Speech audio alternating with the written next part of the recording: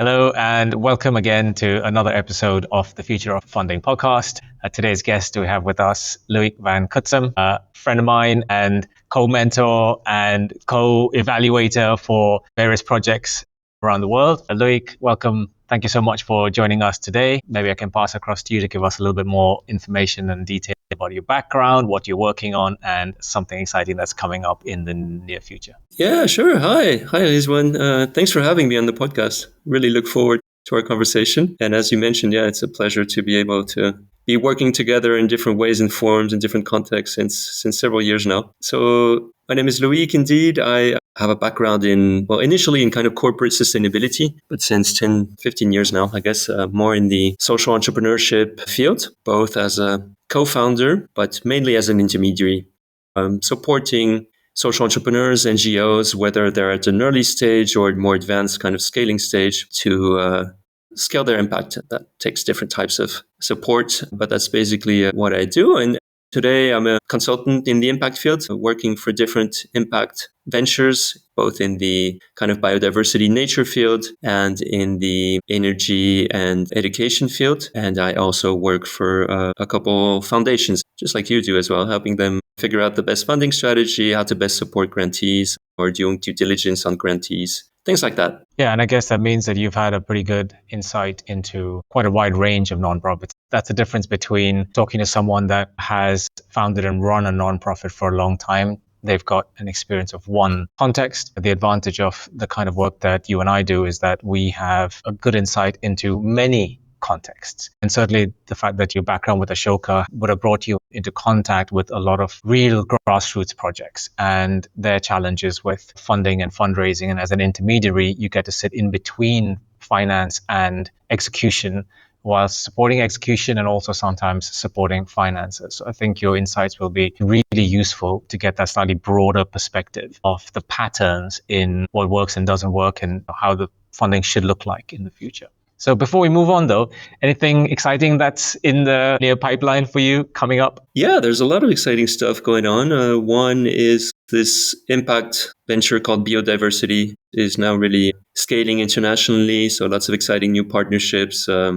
That's a lot of fun. Lots of challenges as well, but a lot of fun. And then some exciting new projects related to supporting foundations to reach another level of supporting their grantees and providing non-financial support and things like that. So yeah, exciting work ahead. All right, great. So today's conversation, actually, we probably look to major mostly on the future of funding. But I think why don't we have a quick run through of your personal experiences and the experiences that you've encountered while working with other organizations in terms of what you found to be particularly helpful in terms of generating, amplifying, supporting impact in terms of money. Yeah, super. Yeah, a couple of things probably. First, and some of this may sound very basic, but still remains very important, I feel. I'd start with really initially in the process, kind of the way that funders communicate on their funding goals, strategy, topics. And I think it definitely helps a lot when you're applying for new funding, applying for grants, etc., to find clear information on what is the strategy of the funder, ideally, what is kind of their theory of change, what are they trying to achieve, which type of organizations are they supporting, at which stages of maturity, in which context, in which geography. So transparent communication upfront is, I find, very helpful. How often do you find that funders have the answers to these things? It depends. I think all the answers rarely, but I do see differences in the ways they communicate. Some tend to be more transparent, clear. They may not have all the answers. They may not have a very clear theory of change, for example, things like that, although some do. But there's clearly a difference I see in how much information they put out there and how transparently it's communicated, which I find super helpful because it allows you as a nonprofit or a social entrepreneur looking for those types of fundings to filter out, which is the homework everyone should be doing first out. To give you a chance to apply your own basic due diligence on the funder to check whether or not you're likely to be a fit for that fund rather than finding out only at the end of the process that you never really were a fit at all. Yeah, exactly. So clarity on their strategy, their focus areas, but also clarity on their process, their selection criteria, their timeline. And I like it a lot when I can see examples of other projects they've been supporting and the impact they're having together. So I would say that's one aspect that is really helpful. Yeah, so effectively giving the nonprofit something useful to work with before they begin so they can either filter themselves out without wasting too much time, or they can genuinely align themselves or ensure that what they're doing and what the funder is doing is well aligned and follow that through all the way through their application process. I wonder if you also see it as reflected in the quality of the RFPs that get put out, or the questionnaires, proposal forms, in terms of the nature of the questions that are asked and how comprehensible, or not repeated is not the right term, but where the same question is being asked in 4 different ways. Yeah, totally. Yeah, that's a great segue to the next point. I think, the application process or the RFPs, it's useful when they're fit for purpose. So what I mean by that is, if they're offering small grants, kind of 1 year small grants, I don't want to fill in a 50-page document, and it just doesn't make sense. And I'm still have to do this a lot. So whereas if we're looking for kind of a long-term, 3, 5, maybe 7-year funding for significant amounts, of course, I'm willing and will invest the time to provide much more insights. And that makes a lot of sense. But I think there's still, adapting, that's a message probably more for funders, but adapting your application or RFP process to the size, the scale, the context of what you're potentially offering. There's nothing worse than spending hours filling in a long questionnaire for ultimately, if all goes well, 10K, 6-month funding kind of thing. I mean, it's one of these things where it's almost you have to laugh. As a listener, if you're not familiar with the context, you'd imagine that, well, this would be so obvious and we must be exaggerating when you bring up a point like this, but it's really not the case. By looking at an RFP, you really most often could never correlate it with the size of the money. Sometimes you have very large funds that have very simple RFPs, very effective, and take you straight into a much more productive diligence process.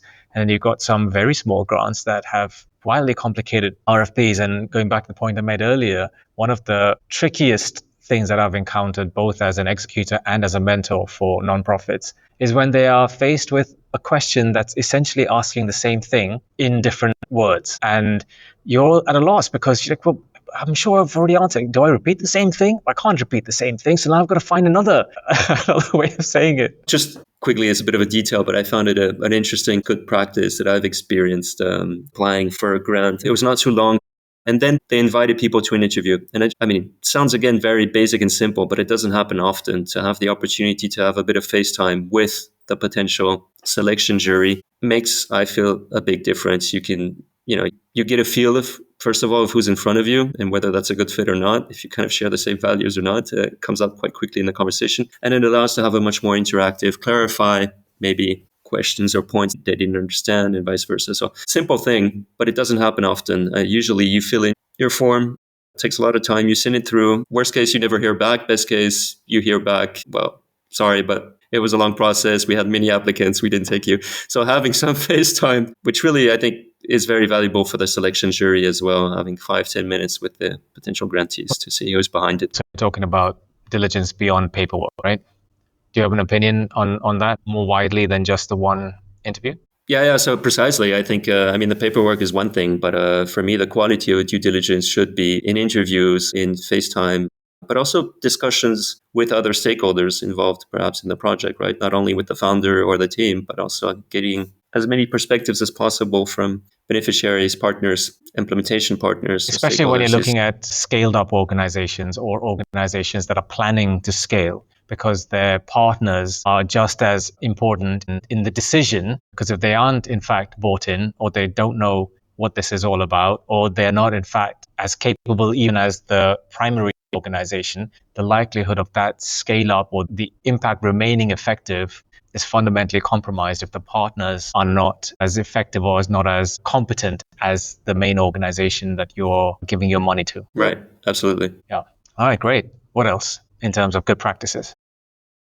Yeah. So then I'd say if we come to the grant as such, I definitely, and again, it may sound basic, but a good practice remains, it's not only about the finance or the money. It's a lot about the non-financial support that you may receive, whether this is, access to mentoring or coaching, whether this is access to potential partners, whether this is visibility, whether this is peer support and kind of joining a community of peers and peer learning. So I find there's often as much, if not more value in the non-financial support than the grant itself. And this again depends probably on the maturity of the organization. If I had to make a simple maybe equation, I would probably say that the less mature the organization, the more important the non-financial support is as opposed to the financial one. And that equation probably changes a bit as the project becomes more mature. I think there's a very good point in that, because for organizations and teams that are already very competent, when you try and provide especially developmental support to them, they end up just having to go through the motions and feeling like time is just being wasted and lost. But when you come down to organizations that aren't quite as competent already, but are doing good work, then it's a game changer, not so much in their competence, but certainly in their morale. They really find it personally enriching for the leaders, for the teams. That support does more than just improve their ability to execute. Absolutely. They're often very bootstrapped, overworked, have very few people who they can spare. I totally agree. It's not only kind of development skills and organization skills that one can bring in, but also basically a buffer, a breathing space, someone to spare with, someone to reflect, and someone to support you through this journey, which, as we know, can be very, very challenging when you're in the early stages of setting up an NGO or social enterprise. In terms of morale, when you're doing this work, you rarely feel appreciated by your system or ecosystem or people you know, and it does take a toll on you. So yeah, having that support can play quite a big role in how good you feel about yourself and what you do. Absolutely.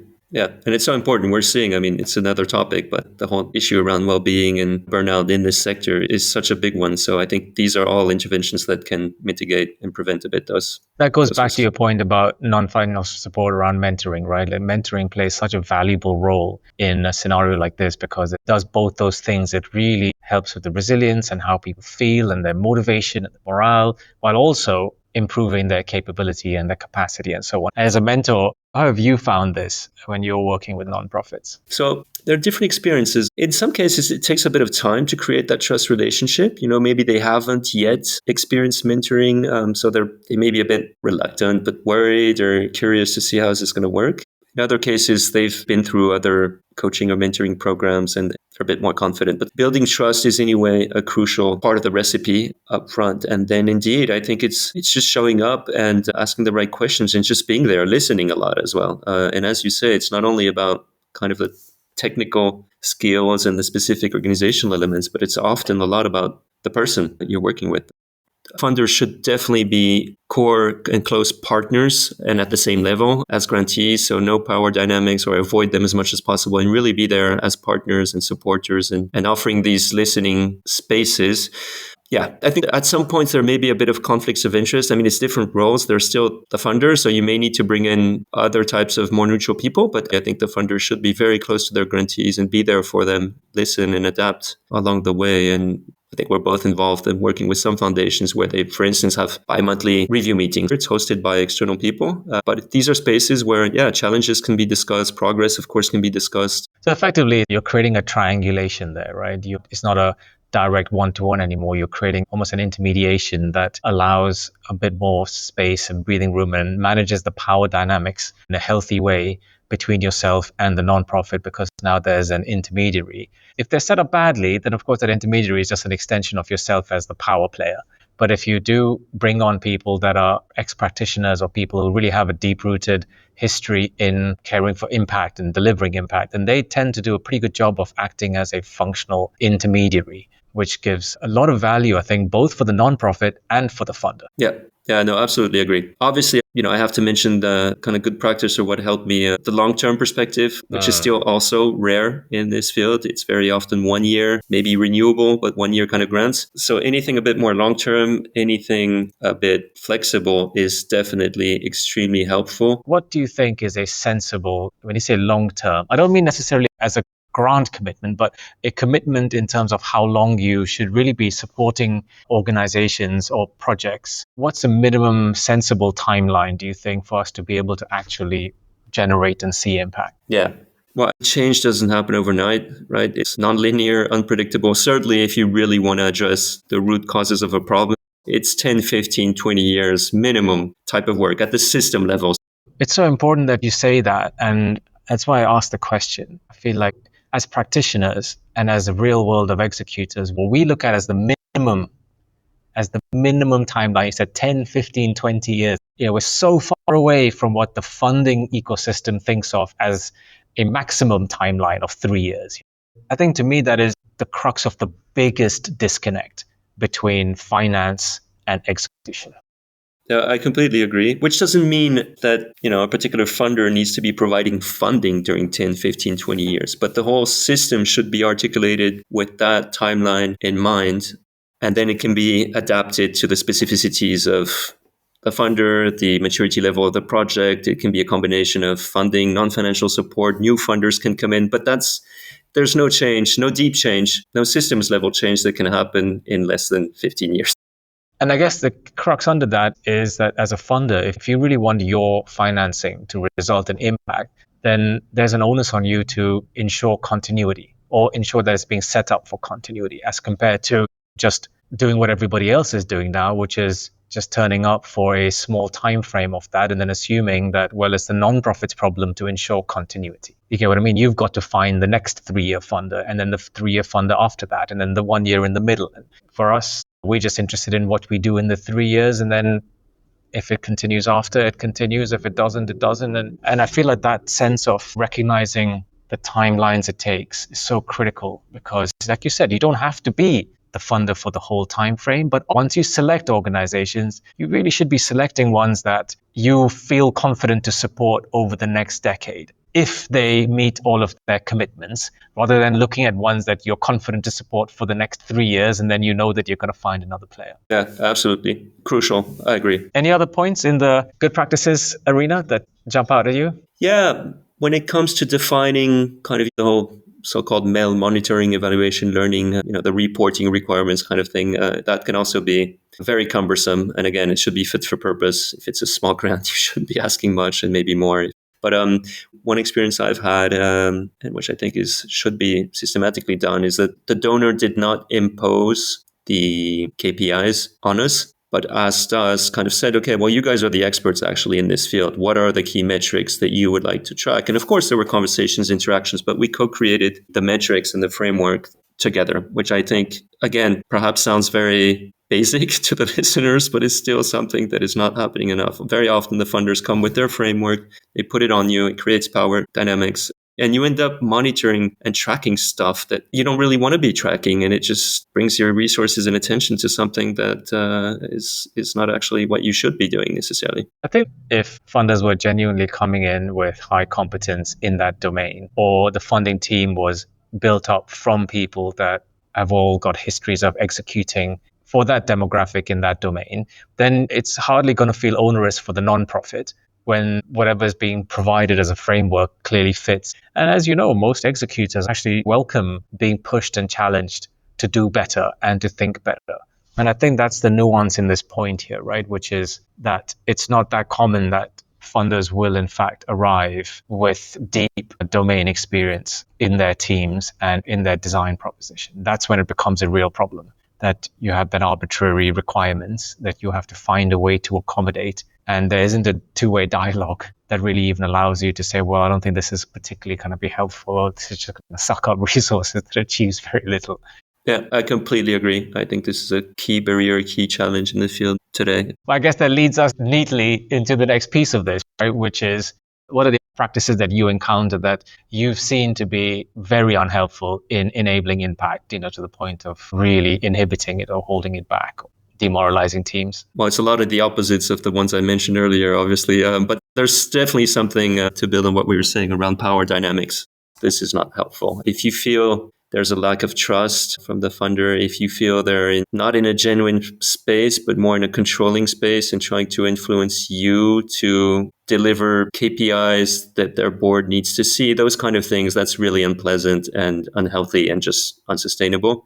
Why do you think we don't have, or the impact sector doesn't have, an intermediating system like consumer rights body or an ombudsman? Or why do you think we don't have that yet, where nonprofits can hold funders accountable? It's a very interesting question. I've never thought about it that way, actually, to be honest. I don't have a direct answer, but it's a really relevant question. Because we talk about power dynamics, but all the narrative or the paradigm is very much the power player needs to, avoid flexing their muscles by choice, versus the reality of it, which is that no one has yet set up any mechanism of accountability. And it's a good question as to why, when we have plenty of equivalent examples where imbalances in power dynamics are in fact addressed by systems as compared to by encouraging people to do better. Yeah, that's a brilliant point. I love the idea. I don't know why we don't have that yet, actually. Do you have any insights or thoughts on that? I think it's just a brilliant idea. And you're right. I mean, this is one way to prevent such practices in other sectors, and it's proven to work. So why not? You're right. I think it's a paradigm problem. We have some norms that we've all kind of settled into. And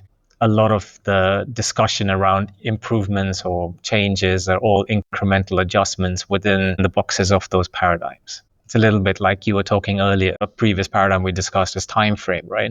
The current paradigm is very much, well, 3 years is a long time. So all our adjustments and thought processes and even vision and planning, etc., is all very much about how can we do better inside this 3-year time frame. But obviously we can't go beyond the 3 years. That's not up for debate. When in fact, you know perfectly well that no functional impact planning can really operate. 10 years would be the minimum timeline that we need to be seeing for any kind of effective change. So this is, I think, when you say why, that's one of them. It's just it's never been there. And then you have the problem of, well, who's going to set it up and who's going to finance it, right? And that again comes down to the issue where if funders don't take the lead on setting some of these things up, then when does a nonprofit decide to? I think it'll hopefully come. Some of these conversations will start to lead in that direction. Maybe one of our contributions to the world is beginning to open up that particular can of worms. But it is an important piece. The more I have these conversations with guests, the more it stands out to me, because everybody makes the same point about power dynamics, and everybody's point still uses the same foundation piece, which is, well, funders need to be mindful of their power in the system as compared to having a system that holds funders accountable in the same way as the system is able to hold nonprofits accountable. Regulation is not necessarily harmful. Regulation, if set up well, the systems are set up well, are a game changer in outcomes, in effectiveness, in longevity, in resilience, as compared to just being a burden, or red tape. So there's that useful balance, which is where consumers is the best example. Right? You go to a country where there's a functioning consumer rights bureau or system. Any shop that you buy stuff from will have a 30-day return policy. If something is damaged or something is broken, you don't worry as a consumer. Their whole business model and everything is set up to just accommodate that. But you go to countries around the world, especially a lot of global south countries where none of this exists, there's no trust possible between the buyer and the seller. So effectively, the buyer is always at the mercy of the seller. And I think that's a little bit of where we are. It's a great point. And as you mentioned, in the end, it's about creating trust. Yeah. And that definitely is one mechanism to do so. Yeah. And it's a healthy mechanism to do so. Then you get good practices, you get good funders that survive and thrive. And then the ones that can't, that don't want to do those things, they get weeded out of the system as they should be. And overall, you just get a much better trust across the whole ecosystem, and nonprofits feel more comfortable to say what needs to be said. And you would just get a jump in quality of general practice and effectiveness, or at least you would expect to. That's a discussion for another time. But I was curious as to whether you had an opinion on why we haven't seen it yet. It just hasn't occurred to anyone, I suppose. That's maybe Let's do it. Let's do it. Okay, on our list of things to get to, Loic. All right, let's move on. Next, what else is on your view? So I think there's also a tendency, what I've seen is kind of a funding that is not fit for purpose or not adapted to the maturity of the organization. So, for example, a foundation pushed by their board or by peers or other to kind of do scaling grants or scaling funding, which end up providing money to organizations which are not yet ready actually to scale. So again, it's unhelpful for everyone. The funder will be unpleased with the results, and the organization is squeezed into doing something to reach certain indicators around scaling, although they just don't have the foundation set up for it. So it would be much wiser in that case for the funder probably to kind of have a tiered approach, make sure they're clear on what's the maturity level of the organization, what does it need? Are they ready? Are they at that stage that they can really scale? Or is it more support that they need to prepare the foundations and design for future scaling? So there's a misfit often there.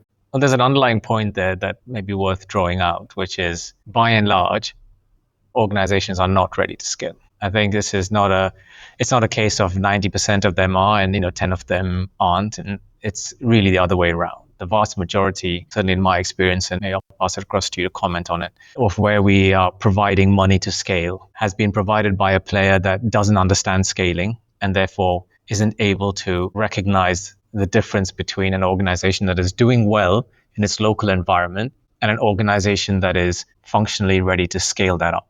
There's a big gap between those two stages. Totally agree. I think there's also a problem or different understanding of what scale means. For some actors, scaling is still kind of, having more reach or growing your organization, while for others, scaling is about having deeper impact without necessarily growing, or on the contrary, leveraging partnerships. So there's still that piece. And I agree with you. Most projects I know and have worked with have not been designed for scale upfront at the beginning. And then they're pushed towards scale by the system, let's say. And it just doesn't work because they're not designed for it. Often it requires actually a step back, which is not easy for a funder to do, but even harder maybe for the entrepreneur, the NGO leader to do. It requires really a step back and to rethink, okay, how do I design my organization, my systems, my process, my tools, my vision, my strategy for scale, if that's what they want to do, because not everyone is necessarily meant to scale. But then the question is, how do you survive? How do you keep financing impact in a system that expects scaling?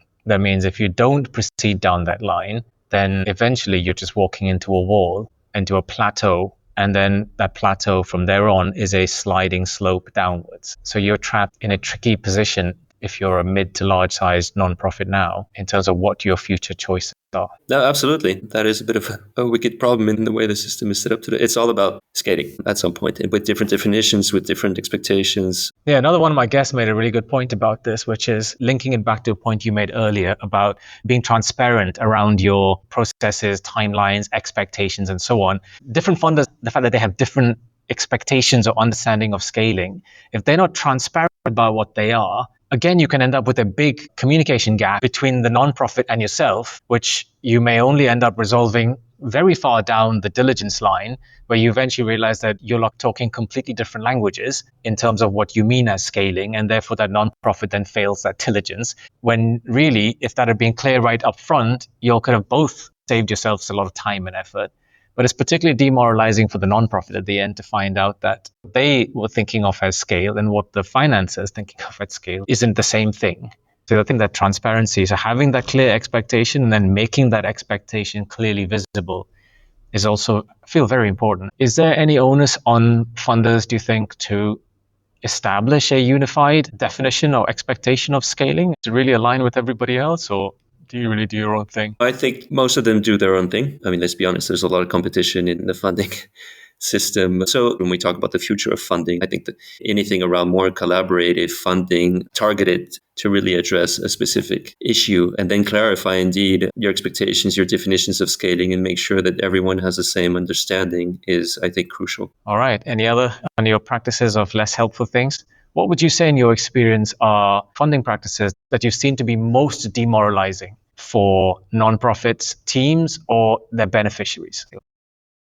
I feel like I may be repeating a bit myself, but I think the worst case is, a short-term grant, a small amount, 1 year, with lots of requirements and lots of strings behind it, where you end up spending a lot of time on reporting things that are not relevant or not fundamentally addressing the problem with no predictability. So that creates, and I've seen it in different organizations, that creates demotivation and stress, a lot of stress. And often, actually, those people or those organizations will say afterwards, well, maybe I would have been better off, actually, without this small short-term grant. So, yeah, that's definitely a pain point. What's particularly interesting is if you look at this for a nonprofit, it's just time prohibitive and effort prohibitive. If you have a 3 out of 10 hit rate or returns rate on applications versus receiving money, which is probably a reasonable place to be. It's very rarely going to be 10 out of 10 applications. Even if you were to raise them in 10% increments of your overall operating cost, that's a lot of applications you've got to make and manage and invest in. That's a lot of people to manage the reporting of. At a $2 million operating cost, you're a mid to large sized nonprofit. We're not talking about a behemoth that's got a bureaucracy and a finance team of 20 people doing this. And of course, point here is that $100,000 is kind of your average big grant. I think that maybe that's a useful caveat.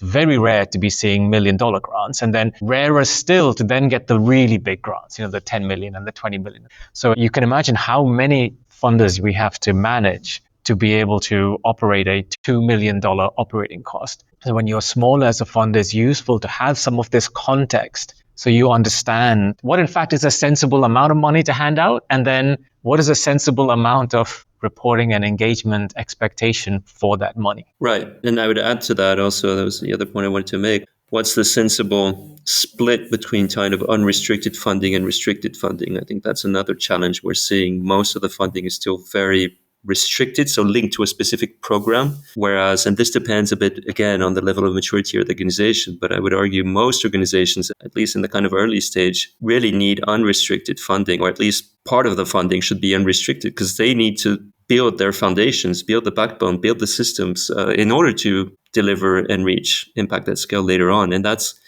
it's very hard to find still today, unrestricted funding, certainly for early stage organizations. Two of my other guests actually had a couple of really interesting things here, which I'd be interested in your opinion on as well. So one of them talked about a middle ground between restricted funds and unrestricted funds would be something like designated funds. So the money is, let's say, restricted to a domain of outcome within your operating landscape or within your impact landscape, but you are free then to deploy it as you see fit towards that outcome. So it's a middle ground if you wanted a bit more control. And we're talking about paradigms. We currently have a paradigm where funder funds either fully unrestricted or fully operational costs or fully programmatic. But what if all funds had a standard or a gold standard or a norm, what 10% of every grant provided was specifically there to go into your reserves, unrestricted reserves. So you can build and maintain those reserves, and that just becomes a standard aspect of all funding. Yeah, I think it's a great idea. I like the idea of this gold standard and having that, because it's crucial. I mean, it really is crucial. And the thing is, as opposed to kind of for-profit businesses, it's very hard for NGOs to generate that reserve pot. And we know, as people who specialize in due diligence, that funders often expect a 6 to 9 month reserve.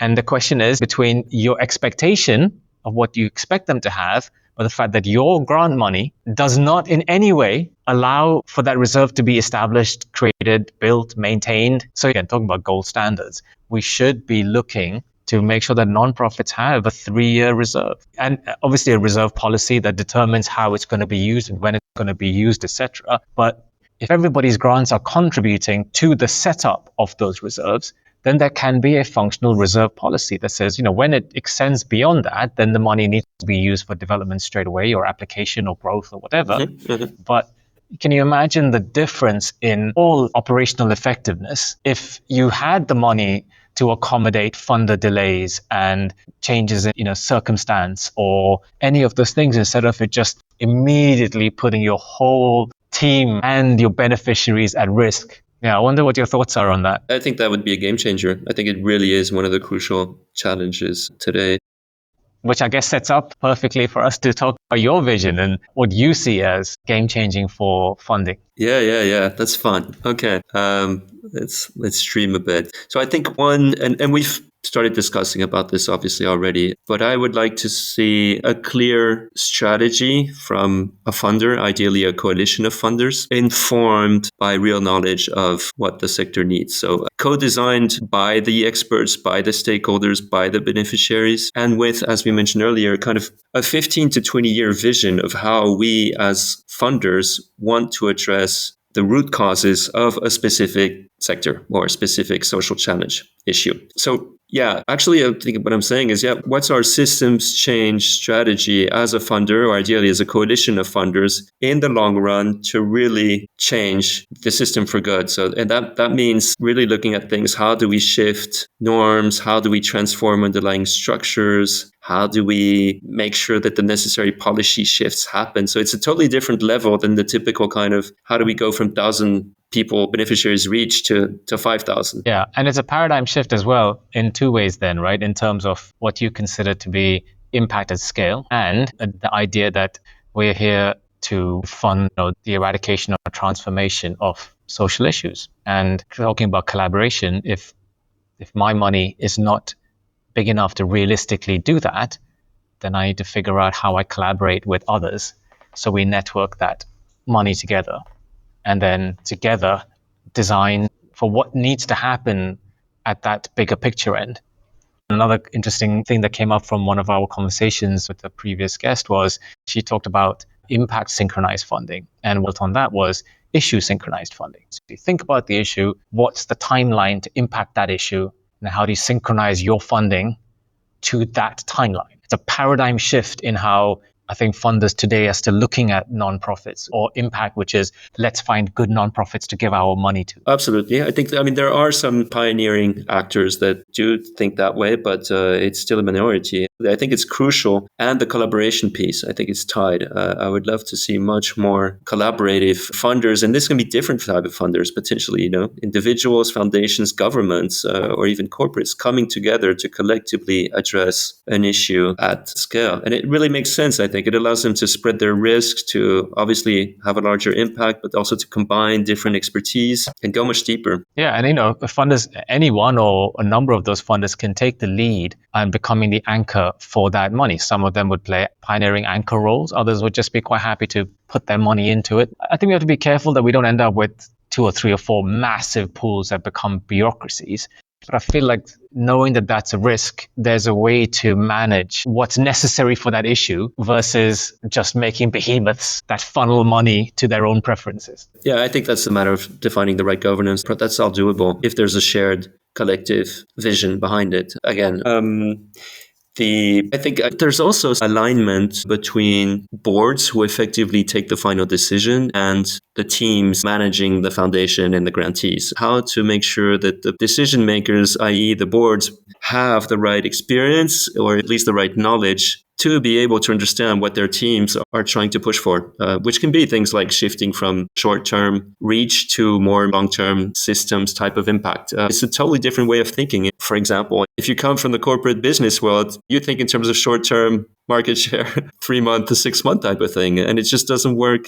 It's not compatible with what we're seeing in the social sector. And it creates an interesting recognition of a tiered power dynamic, isn't it? Because you have a power dynamic between the nonprofit and community, between the executional team of the foundation and the nonprofit, and then the board to that executing team. We've seen it both, right? Where the teams that run those funds are hamstrung in some ways by their boards against what their intentions would really be if they were trusted to deploy money. I think that's really crucial. I don't know which type of form that can take. Is it a, much more capacity building and training for board members? Is it a certain types of standards for board level? I don't know, but there's definitely a gap there. You think there's an aspect of that lies in the hiring practices for those foundations, like who they're hiring into those foundations? Do you think that is also part resulting in that problem? Yeah, certainly. I think that does contribute to it for sure. If they would be hiring subject matter experts or previous practitioners or people who've been leading NGOs in this field, obviously they come with a different background and knowledge. But there are plenty of crossover people. I think that's an important piece also here, right? We don't just live in a one-dimensional world of people that have only done company work and people that have only done nonprofit work. There is a big enough pool of which you and I, for example, are members that straddle both worlds just as easily. So it's not that it's an intractable problem. No, not at all. Not at all. Yeah. So then maybe coming to the whole kind of how do you define impact? How do you monitor impact, etc. And I think there's really a need to shift from the current kind of worst case measuring just outputs, how many beneficiaries are reached, to best case measuring some forms of outcomes or how am I affecting beneficiaries, much more to what are we learning through this process, integrating feedback loops, defining the right process, the right spaces to encourage reflection, learning, and adapt accordingly. And for both partners, right, for the funders and for the grantee, having a bit beyond the outputs or the initial short-term outcomes, how well aligned are we with this 10 to 15-year vision? Are we gradually moving towards policy shifts? Are we gradually moving towards community empowerment or whatever the intervention needs to be? There are some emerging good practices of foundations that actually don't really focus on the typical reach, but really try to focus on what are we learning, how are we improving, how do we adapt, and how much progress are we making towards shifting the system. I think we need much more of that. Yeah, because the way you deliver funding can and should evolve as you learn, so that it enables or supports the evolution of the organizations and teams in your portfolio. Right. Exactly. Yeah. I mean, as we said, right, it's non-linear, it's unpredictable. I mean, who knows how things will evolve in 2, 3 years in the current state of the world. So that you need those feedback loops. If you are trying to work together in tandem towards an outcome, and if one partner is changing, the other partner needs to be evolving to keep up or enable that change. Yeah, yeah, totally agree. No, there are some good examples, and things are evolving. Of course, we're painting maybe a bit of a negative, but considering the size of the issues we face, I think we're all impatient. It should evolve. It may sound like we're painting a negative picture, but the reality is this is the overwhelming view from the trenches, in a sense. This is the overwhelming view from the field of execution. And just like me, you've worked with, I'm sure, tens or hundreds of these organizations over your time and career. And so we do get quite a good viewpoint. Yeah, no, absolutely. Touched upon it as well, but definitely something around this more segmented approach. So adapting your funding system to the maturity level, to the needs of your grantees. So having a bit more of a portfolio strategy, a funnel approach, a segmented approach, and tailoring your support to the specific needs, which can be, as we discussed a bit, right, the right ratio between unrestricted and restricted funding, the right ratio between financial and non-financial support, and the outcome should be also adapted to what you're trying to achieve. This is a really interesting point you're making about segmenting, right? So when you're thinking about segmenting here, where do you see the need for segmentation? So, because the alternate would be you just make sure you try and finance the same kind of player. So where in that continuum then is the value of having that segmented approach? Because that means you are funding different types of players in that system. Well, I think where I'm coming from is my personal opinion, but what I'm feeling is there are too few mechanisms to help impactful but small scale interventions to become more impactful, let's say, to scale, basically. So I think that we need much more support to build this pipeline and to help them become more mature in order to reach scale at the size we need it. So that's where I think I'm coming from. It's a capacity challenge, right? In order to have the capacity to address the scale of need, realistically, you're going to have to invest in smaller organizations, improve their capacity to be able to deliver at scale, rather than trying to finance the creation of one or more governmental-sized nonprofits that are then going to come with vast bureaucracy and other vested interests. So in that context, then you mean the sensible move in terms of the future of funding is that funders should be financing different tiers of organization so that they are, in fact, building capacity in that geography, in that ecosystem, so that the larger number of smaller organizations are able to move up the curve while you're potentially also funding mid-sized ones to get to a bigger role in the system and the biggest ones to really play an anchoring role around which these other organizations can function. So that's a really interesting paradigm shift that says, are we in fact funding across the different levels or different types of organizations so that we do have a robust sector for that issue? Exactly. Yeah, with the right diversity, the right quality, the right levels. Yeah, precisely. And then you need to segment your practices and support essentially to fit those different tiers of organization. Very interesting. Yeah, great point. Another one which I think we still tend to forget is just to foster a culture of celebrating also success. And it seems obvious again, but linked to that also, don't underestimate the power of building a community. So these funders who support 10, 20, 30, 50 grantees, usually all active somehow in the same sector or field because they maybe have a thematic focus. I mean, what a huge asset this is. You have numerous practitioners all trying to, in the end, address the same issue, maybe in different ways, with different interventions. So nurturing this community, fostering cross-pollination, sharing of good practices, of learnings, of challenges, bringing them together, and celebrating also success. So I guess the point is more around the power of the community and nurturing this community more than celebrating success. That's just a piece of it. Yeah, so establishing a community within your portfolio and potentially across your portfolio with other portfolios.